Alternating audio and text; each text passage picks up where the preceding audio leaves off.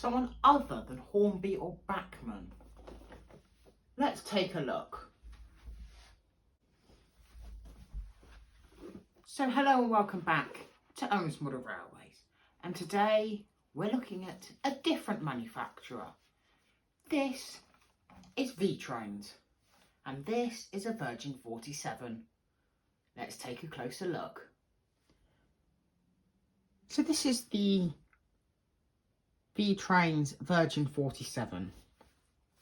It's a very nice model from first impressions here. Well, I say first impressions. Judging by the cling film, I've already been at it.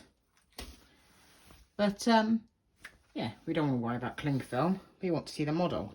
Now the packaging is a bit different, let's say, because it does just sit in foam, which I'm not the biggest fan of, because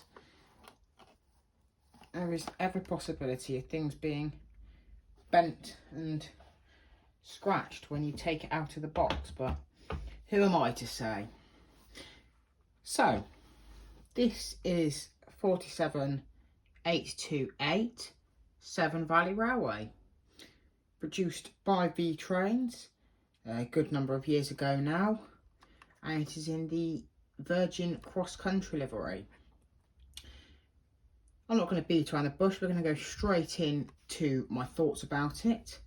You can see some very crisp livery application there, which I am very happy with. Very happy with this, very happy with the moulded detail there. There you go. Although to have it slightly more pronounced would be nice. We're coming up to the cab now. This is the end I have put most of the details onto, and I'm quite impressed with how it looks.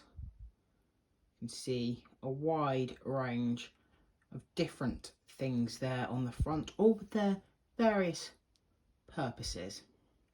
We can see large sprung buffers. These come as standard, and you can see our head code lights and a high intensity headlight and our two tail lights. We've got some separately fitted wipers, I'll tell you more about that in a minute, and some separately fitted handrails. Again, I'll tell you more. Moving around to the other side, it's a very similar story, with the running number on the left, a nameplate that is not etched, it is only printed on, and unfortunately an etched one is not provided. Some reasonable detail. Like I say, for it to be a bit more pronounced would have been nicer. When we look at the bottom a second, it's not all that interesting, but we'll have a look. You can see, unfortunately, there some paint is flaking away. That's no bother because you can't really see it. You can see a nice movement there.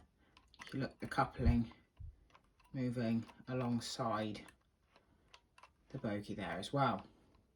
You can see the screws there that hold the body on, and I'll go through how to fit a decoder later. And some nice detailing along the edge of the fuel tanks, etc. there. We'll have a look at the top because this is actually really nicely detailed. You can see some lovely red fans in there, nicely separately fitted, and some lovely etched vents there. Well, no, they're not etched, they are moulded. Some moulded vents, which is a shame, but they still look good. I'm still happy with them. And some more molded vents all the way along the side. So although a lot of the detail is not etched or separately fitted, it's a good little model and it looks really nice. Now, what was I talking about with the wipers and handrails? Now you can see here this little hole, whereas at this end there isn't. Well, the vast majority of standard separately fitted details do not come fitted from the factory. They come in a little bag with a shed load of sprues that you have to cut it off and put it on yourself. Now, I have mixed feelings about this because on the one hand, it makes the model a lot cheaper than a Bachmann model. But on the other hand, it's really easy to muck it up, and in some things they only give you one of them, so it is a bit too easy to get it wrong. And in some cases the moulding isn't the greatest on them. A couple of times I had to file a couple of things down because they'd overrun the sprue slightly. But that could well be justified with the approximately £50 saving over another model by Bachmann. So let's move on to fitting a decoder. Fitting a decoder to this model couldn't be easier. In fact, although I said there were screws on the bottom, they're nothing to do with fitting a decoder. To fit a decoder, simply prise away the edges of the body and lift the body up off the chassis. It really is that simple. Now, you might be thinking, but there's no blanking chip. There is. It's very rudimentary, and I would recommend some tweezers to get this out. I'm going to do this off camera as it seems a bit difficult. And we're done. So the next thing to do is just simply to fit a decoder. This is just a Hornby decoder, so nothing too special. The one thing I would say is there's absolutely no indication as to which way round it would go. So I guess I'll have to guess. And if it's wrong, I'll just have to turn it around. So obviously what I won't do is put the body back on. So fine. Up with the holes. And press down. There we go. So time to take it onto the track. So we're on the track. I've got my Dynamis. Let's give it a go. Well, we've got lights and we've got motion. So there we go. I got it the right way around first time.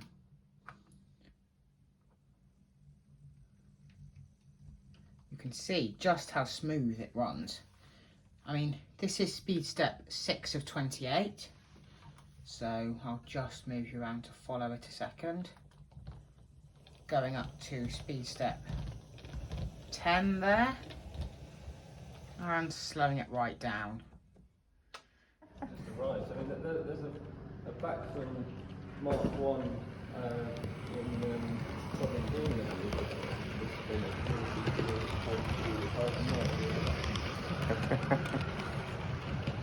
Did you need me out the way at all? No, no. 7 Valley Road. I've only just noticed. Driving those coaches. 47. Come on, leave it alone like that.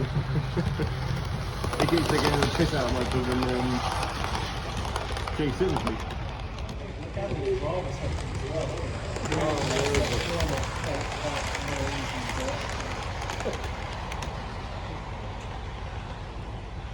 I worked at a tunnel once. You got supper with it?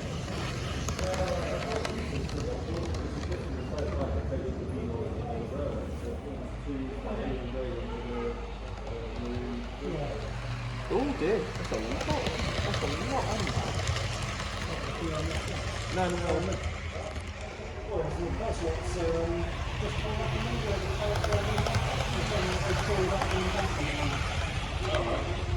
the other day there's. So, what are my final thoughts on this model? Well, for the price, of which you can usually find them for around £90, I think it's a good deal. As long as you're willing to accept a few things. You're going to have to fit the details yourself, and that will take time. For me to fit about 70% of all the details, it took me nearly 4 hours. So, is that a price you're willing to pay? If it is, you can save yourself some money. If it's not, go and buy the Bachmann one. I'll also say it's a shame it's so basic. And what do I mean by that? It's only got an 8-pin decoder socket, and the way the lights work isn't all that advanced, and the tail lights are pretty shocking. And it's a shame it comes so basic. But sometimes we have to make trade-offs. Overall, I would say the detail is 4 out of 5. Once you fitted it yourself. Beforehand, I'd struggle to give it a 2. The running performance, well, at times it can sound a bit raspy, and I have noticed the odd wobble, so again a 4 out of 5. The livery application is incredible, and the value for money is again pretty good. So again, on overall value for money, 3.5, 4 out of 5. So I personally would give it a 4 out of 5, but of course that means nothing to you. You make your own decisions. So if you do decide to go out and buy one now, tell me what you think, because I have mixed opinions. I'm happy I've got it, but it has its drawbacks. So thank you for watching. Thank you for tuning in. Please do leave a like if you have enjoyed, and if you've really enjoyed it, a subscription would be really appreciated. It is free. Just consider it. Thank you and goodbye. Wait. Right, take down.